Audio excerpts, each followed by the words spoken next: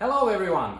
For our November concert, we have a wonderful combination of new and old, familiar and yet to be discovered, contemplative and exhilarating.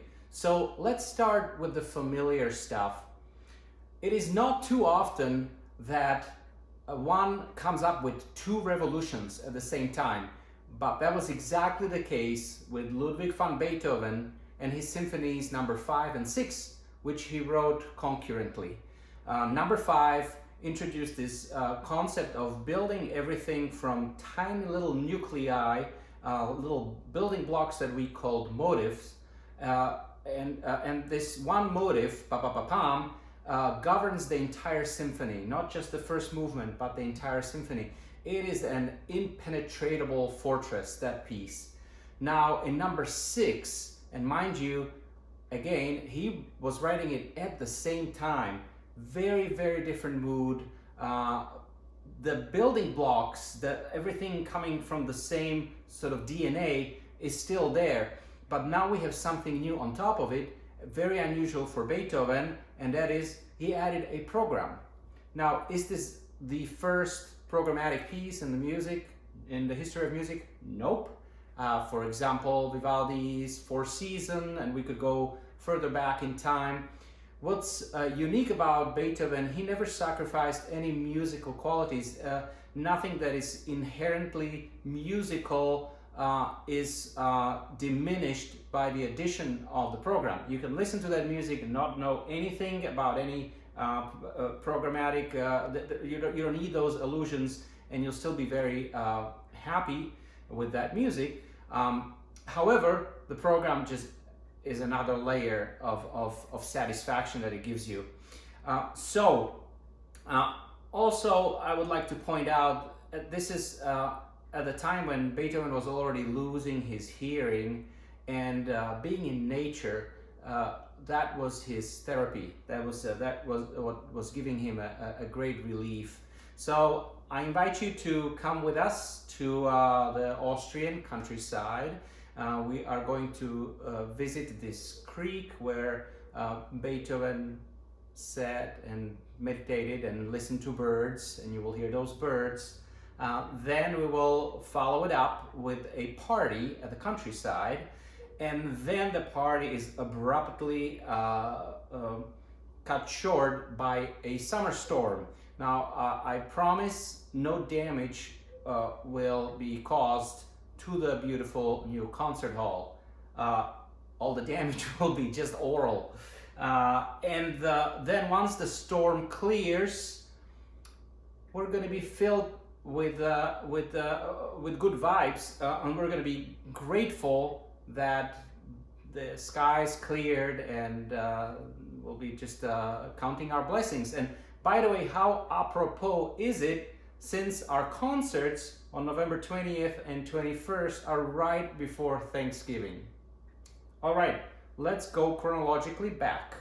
The second piece on the program is Ravel's Piano Concerto in G major. Now, I'm a big fan of this early 20th century French music that particularly Ravel and Poulenc explored this terrain. They kind of went back to a Mozartian ethos, and they combined it with the harmonic advances that Debussy brought. And that's exactly what this concerto is about. Ravel said, I didn't want to solve any huge problems with this piece. I just wanted it to be a beautiful piece of art. And he certainly succeeded. It's a virtuosic piece. It's a piece that will make you feel good, and we all need that. We need it now more than ever. What else? So you hear Mozart, you hear some Basque tunes, that was his heritage, and you'll hear jazz. Again, like many of his contemporaries, he was enamored with jazz. But in the case of this concerto, it's not in your face. It's very subtle.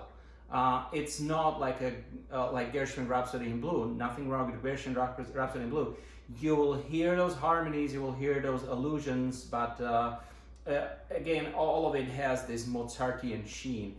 I will offer you a different video very shortly after this. I'm going to record another video, and I'll talk a little bit about the second movement of Ravel's Piano Concerto in G, because it is pure genius. It's one of my favorite pieces of music, and I just want to take you on a little journey there. All right, so that's our concerto. Now let's go even more towards the beginning of the concert, to our opener, which is John Adams's The Chairman Dances.